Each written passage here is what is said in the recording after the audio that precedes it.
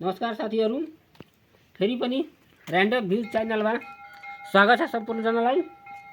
आज हामी सिन्धुली जिल्लाको कमलाबाई नगरपालिकामा स्थित सिद्धबाबा मन्दिर हेराउने छौँ र त्यहाँ रहेका भ्यू टावरको पनि केही चर्चा गर्नेछौँ। हामी भर्खरै सिद्धबाबा मन्दिर घुमेर आयौँ, फेरि पनि देखाउँला। त्यहाँ हेरौँ, सेतो मन्दिर भएको प्रसिद्ध सिन्धुली जिल्लाको सिद्धबाबा मन्दिर रहेका छन् र जस्ट अपोजिट साइडमा यो विशाल भवन जस्तो एउटा भ्यू टावर रहेका छन्। यो भ्यू टावरको भित्र पनि जान्छौँ हामी र माथि पनि गएर त्यहाँबाट सिन्धुली कस्तो देखिन्छ, सिन्धुली बजार हामी देखाउनेछौँ। यो भ्यू टावरमा प्रवेश गर्दैछौँ। यहाँका स्थानीयहरूले हेर्नु के दशा बनाइदिएका छ। सब स्थानीयहरूले होइन त,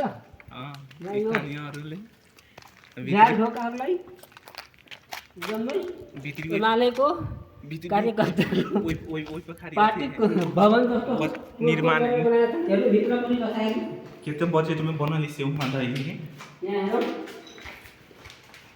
सबै काँचहरू सब पोल्का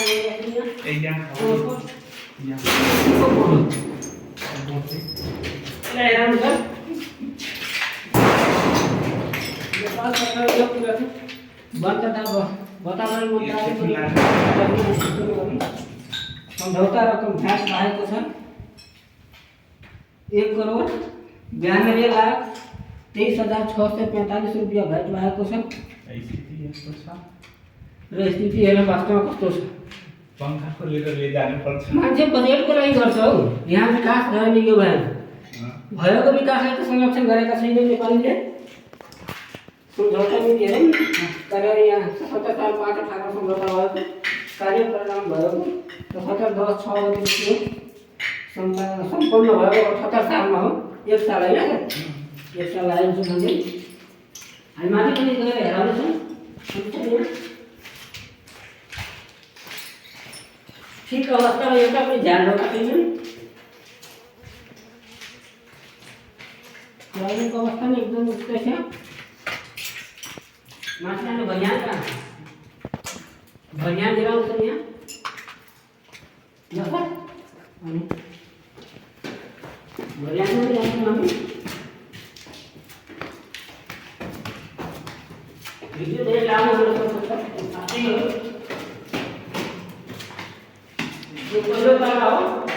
पूरा नहा रहे हुन्छ, पहिलो पालो हो। हामी टोकमा जान्छौँ, बिचमा पनि त्यस्तै अवस्था छ। यहाँ लोक त्यस्तै, हामी एकचोटि टपमा जान्छौँ।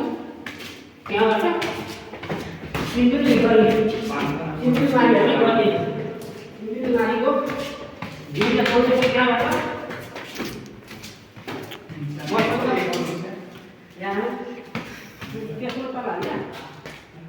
तेस्रो तला यहाँ सिद्धबाबा मन्दिर देखिन्छ होला यहाँबाट होइन। सिद्धबाबा मन्दिर हेराउनु। सिद्धबाबा मन्दिर रहेको छ सिन्धुलीको प्रसिद्ध धार्मिक स्थलहरू पनि एक हुन्। अवस्था यहाँ हेर्नु सर, यो पनि यस्तै छ, सब यस्तै छ। टपमा जान्छ हामी। मसँग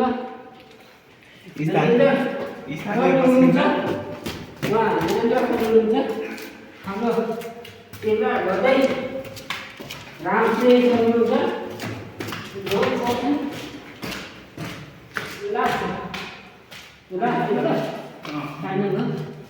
अवस्था पंखाको अवस्था नहीं हेर्नु, लाइटको अवस्था नहीं हेर्नु।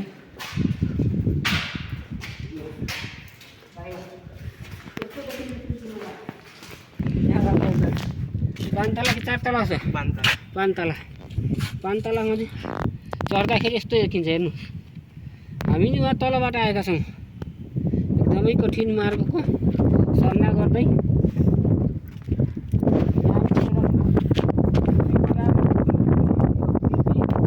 राजमार्ग हुँदै यो सिन्धुलीको ढुङ्ग्रो बाँस चोकदेखि तपाईँ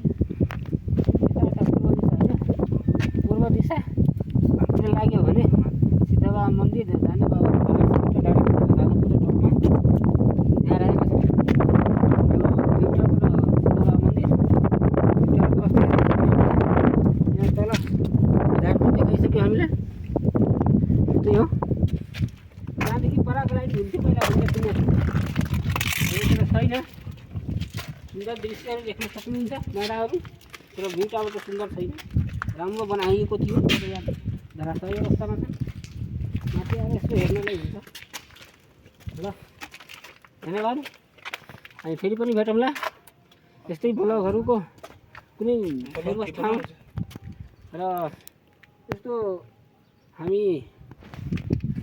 घुमाइ गर्छौँ घुम्छौँ धेरै होइन घुम्ने ठाउँहरूमा यस्तो तपाईँहरूलाई देखाउने ठाउँहरूमा हामी पुग्यो भने त्यहाँबाट फेरि पनि अर्को भिडियोको साथ देखाउँला आजको लागि यति देखाउँदै ब्लग यही बन्द गर्दछु हस् त धन्यवाद।